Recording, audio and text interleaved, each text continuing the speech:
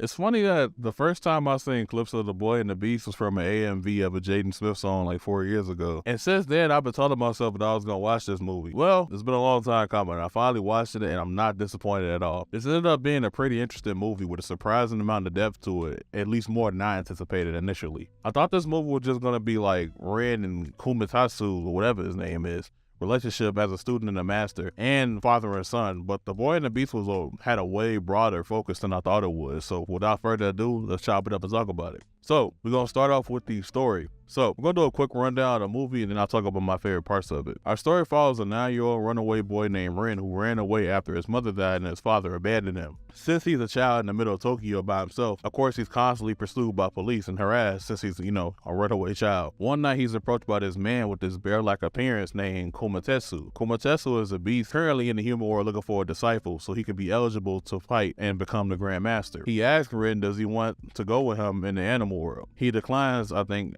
he ends up following him anyway. The animal world is just how it sounds. It's full of humanoid-like animals. In this world, humans are frowned upon because they have this thing called the darkness that can consume them if they're not careful. He's found by a really cool monk named 𝐤𝐤𝐤𝐞. That wasn't that bad. All right. And eventually meets up with Kumatetsu, and he goes on with him. But they argue and he runs away. Next day, he watches Kumatetsu get into a fight with the other Grandmaster candidate named 𝐬𝐤𝐤𝐿. He notices during the fight that Kumatetsu is actually pretty strong, but he also realizes that no one in the crowd was cheering for him, making him realize that they're very much alike. They're both alone. After his loss, Ren agrees to become his disciple if he trains him and helps him get stronger. My favorite moment in this sequence is Ren's mom telling him that he needs to become Kumatetsu, and he copied him to the point where he learned his movements without looking at him, which is really cool. This eventually leads them to train together. They train each other. Since Ren has the talent of reading movements, he teaches Kumatetsu how to evade, while Kumatetsu teaches Ren how to use a sword and punch. In this sequence, 8 years go past and we see a fully grown up Ren, and after an argument, he eventually goes back to the human world and tries to catch back up with his studies. He meets this girl named 𝐵𝐸 in a library and he saves her from this altercation outside the library. And I ain't gonna cap,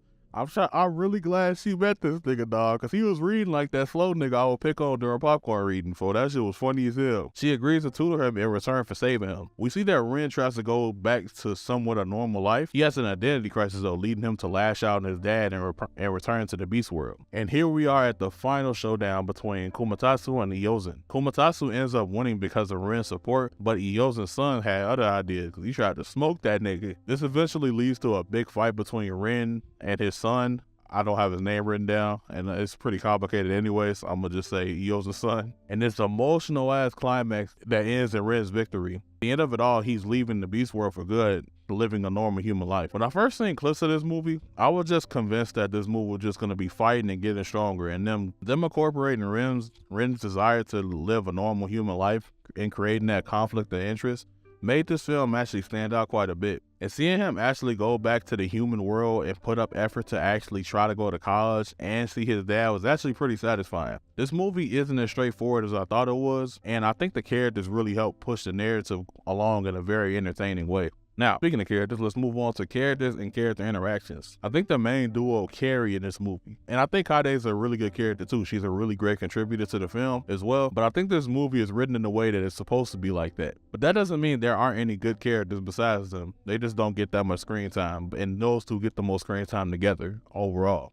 Ren is a great character that gets a lot of development in a short amount of time. He starts the movie as this little badass, little rebellious ass little boy for a good reason though. I'm not gonna sit here and cap and act like I don't get why he was like that. His mom died and his dad abandoned him. But he turns into a very mature and very strong male figure that goes out to protect others by the end of it. His inner dilemma with himself is a great touch too. He doesn't feel like he fits in the human world because he was essentially raised by beasts at this point, but he doesn't fit in the beast world either because they already have these preconceived notions about humans and the darkness that's within them. At the end of the day, his morals and motives are very clear, and he just doesn't want to be alone. That's really all he wants. He just wants to do what's right, doesn't want to be alone. He wants to have a normal life. That's all he wants in the story. His master, Kumatetsu, is actually a really great character as well. He's pretty stubborn, but at the end of the day, he always looks out for Ren. Even though they argue a lot, there's a lot of love behind all that dysfunction. And you can see that he actually enjoys being around Ren when it seems like they completely hate each other. Just like Ren, he was all alone as a shorty too, and the current Grandmaster was the only one that would put up with him. He wants to be what he didn't have as a kid to Ren, because Ren is in a similar position that he was in. And just like Ren, he doesn't want to be alone either, even though he limits how much he shows his vulnerability. You can see how much he loves Ren though, through his sacrifice in the end. I like how they alluded to the sword in your heart line earlier on when he was trying to teach him. It was really cool to see that actually become, like, he actually became a sword in Ren's heart. That was actually pretty cool and a pretty nice touch. And he got his wish in the end. He now lives on as a part of Ren, so neither one of them will ever be alone again, which is a really nice thing, all things considered. 𝐏𝐲 is super likable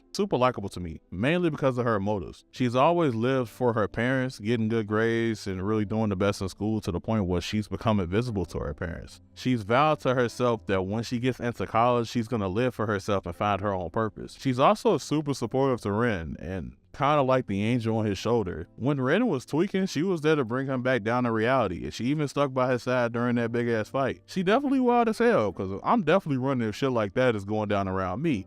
But this just only shows her devotion to Ren and his well-being more. At the end of the day, she stuck by him to the very end of this crazy ass conflict. Plus, she's the reason he's able to work towards school since she was his tutor the whole time. But what he was supposed to be, here go the name, 𝐥𝐢𝐤𝐞. There we go, 𝐥𝐢𝐤𝐞. He was actually a pretty good character. It was kind of surprising to see him turn out that way. It was actually kind of a good twist. Since he was the one that protected Ren from his brother when his brother was bullying him, it was kind of wild to see him end up on that side of the spectrum. You can kind of tell he was human though. Nigga just had a hat on trying to fit in. Like, nigga, I ain't no goofy. You got a cowhide beanie. But seeing that he was just like Ren was actually pretty cool. And seeing what Ren could have been through his character was actually a really pleasant surprise. He low-key the first nigga I seen in anime with a dad complex. It's kind of wild. His brother 𝐷𝐢𝐼 is cool as hell.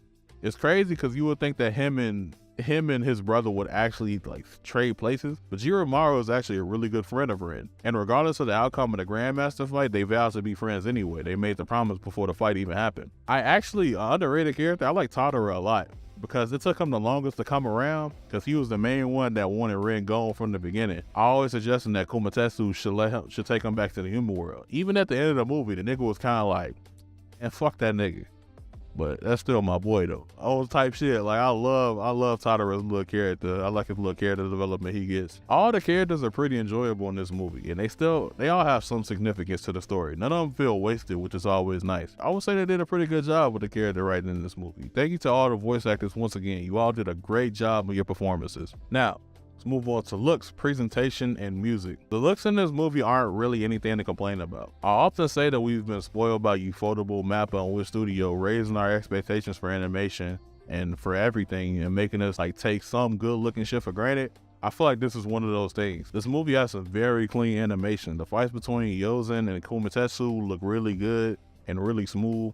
All the movements are clearly animated. The facial expressions are clearly animated. The people are very expressive. The characters are very expressive. I also enjoy the art style. It kind of like reminds me of the old Japanese art style for some reason. I have no idea why. The music isn't the greatest. Maybe because I wasn't paying close enough attention. I usually watch these movies on my music setup with my studio monitors and my subwoofer. But I watched this one in my bed, so that could be the reason. But even so, even if the music isn't the most memorable, I'm not complaining. It just makes me focus on the story and the characters more. So no complaints here. Thank you to all the animators, artists, composers, and Foley artists that worked on this. All the building blocks for this movie were definitely on point. Y'all all did a really good job with this. Not bad for a movie I found out about because of an AMV video for a Jaden Smith song. But in all seriousness, The Boy and the Beast was a really fun watch. Seeing our main duo argue and grow with each other was very enjoyable and entertaining. Also seeing Ren's personal growth was satisfying too. This is another movie the whole family can watch and any anime fan can watch no matter how deep you are in anime. You will definitely enjoy this. It's a chill watch that I recommend. And it's an easy watch. The story isn't too complex. You don't gotta be super locked in. You don't gotta lean in like it's 5-5, round 11 in the Call of Duty match.